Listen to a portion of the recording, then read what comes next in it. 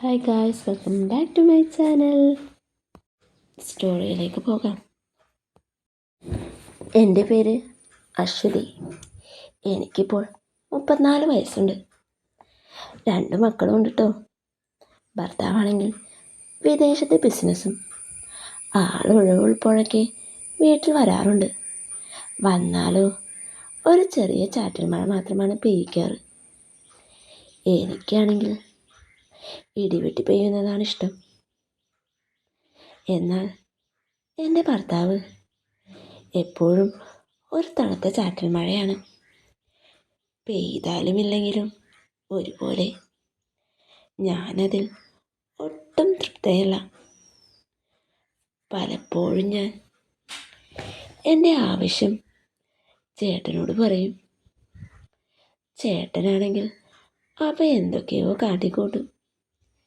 എൻ്റെ മനസ്സിൽ ചേട്ടനോട് വെറുപ്പും ദേഷ്യവും കൂടി വന്നു. ആരോടും ഒന്നും പറയാനും പറ്റാതായി. അങ്ങനെ മനസ്സ് മടുത്തിരിക്കുമ്പോഴാണ് എൻ്റെ അയൽവാസി സുഹൃത്തായുടെ മകൻ മൻസൂർ ഗൾഫിൽ നിന്നും വന്നത്. ആളെ കാണാൻ തരക്കേടില്ല. ജിമ്മിൽ പോയിട്ടില്ലെങ്കിലും നല്ല മസിൽസ് ഉണ്ട്. അവനെ നോക്കി നിന്നപ്പോഴാണ് എൻ്റെ മോട്ടർ നിറഞ്ഞൊഴുകുന്നത് എനിക്ക് നന്നായിട്ട് അറിയാമായിരുന്നു. പതിയെ പതിയെ ഞാൻ അവനുമായി സൗഹൃദം സ്ഥാപിക്കാനായി തുടങ്ങി.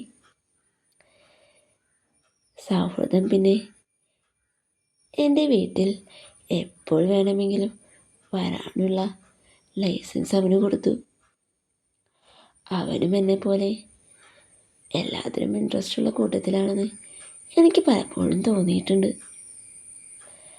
അവൻ വീട്ടിൽ വരുമ്പോഴെല്ലാം ഞാൻ നന്നായി ഒരുങ്ങും, ഒരു ദേവതയെ പോലെ. ദേവതയുടെ അകവും പുറവും എല്ലാം വ്യക്തമായി കാണാട്ടോ. പലപ്പോഴും അതെല്ലാം കണ്ട് ആസ്വദിക്കുന്നത് ഞാൻ കണ്ടിട്ടുണ്ട്. അപ്പോഴൊക്കെ അവനിൽ വേലിയേറ്റം സംഭവിക്കുന്നതും എനിക്ക് കാണാമായിരുന്നു. ഞാനാണെങ്കിൽ ഒന്നും അറിയാത്ത ഭാവത്തിൽ നല്ല മൂർച്ച കൂട്ടിക്കൊണ്ടിരുന്നു. അവനും പലപ്പോഴും സഹിക്കവയ്യാതെ നിൽക്കുന്നത് കാണുമ്പോൾ എനിക്ക് ചിരിയാ വരാറ്. അങ്ങനെ ഒരു ദിവസം അവന് സഹിക്കാൻ പറ്റാതായപ്പോൾ ആ ദിവസം അവിടെ നല്ല വേലിയേറ്റവും വേലിയിറക്കവും ഉണ്ടായി. കാർമേഘങ്ങളാണെങ്കിൽ ഇരുണ്ടുകൂടി. ഞാൻ ആഗ്രഹിച്ച പോലെ അവിടെ മഴ ഇടിവെട്ടി പെയ്തു. എൻ്റെ ദാഹവും ശമിപ്പിച്ചു. എൻ്റെ ഭർത്താവിൽ നിന്ന് കിട്ടാത്ത ആ സ്നേഹം എനിക്ക് അവൻ തന്നു. ആ ദിവസം എനിക്ക് തീരെ മറക്കാൻ പറ്റില്ല. പിന്നെ ഞങ്ങൾ പല രാത്രികളിലും ഇടിവെട്ടി മഴ പെയ്യിക്കാൻ തുടങ്ങി.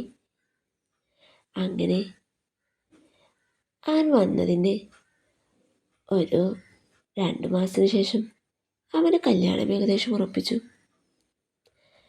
കല്യാണത്തിന് മുമ്പുള്ള ട്രയലിന് വേണ്ടി അവൻ്റെ വരവ് കൂടിക്കൊണ്ടിരുന്നു. അപ്പോൾ അതെല്ലാം ഞാൻ നന്നായി ആസ്വദിച്ചിട്ടോ. വിവാഹശേഷം അവൻ്റെ വരവ് പതിയെ കുറഞ്ഞു. കല്യാണശേഷം ആളെ തീരെ കാണാൻ കിട്ടാറില്ല. ഞാൻ പലപ്പോഴും അവൻ്റെ വീട്ടിൽ പോയി നോക്കാറുണ്ട്. അപ്പോഴേക്ക് സുഹൃത്ത് പറയും അവർ വിരുന്നിനും മറ്റും പോയേക്കെന്ന്. അവനെ കാണാതെ ഞാൻ പലപ്പോഴും വിഷമിച്ചിട്ടുണ്ട്. പുതിയ ആളെ കിട്ടിയപ്പോൾ അവൻ എന്നെ മറന്നു എന്നാ ഞാൻ ആദ്യം കരുതിയത്.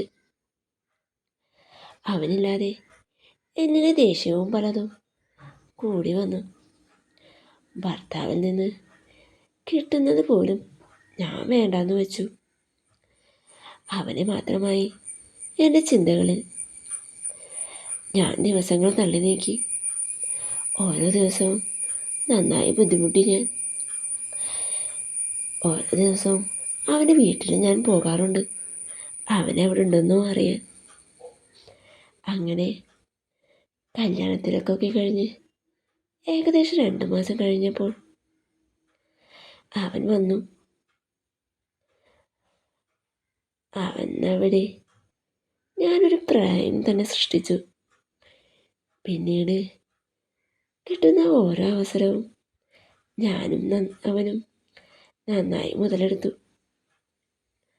അവൻ ഗൾഫിൽ പോകുന്നതുവരെ അവൻ്റെ വരവ് പതിവായിരുന്നു.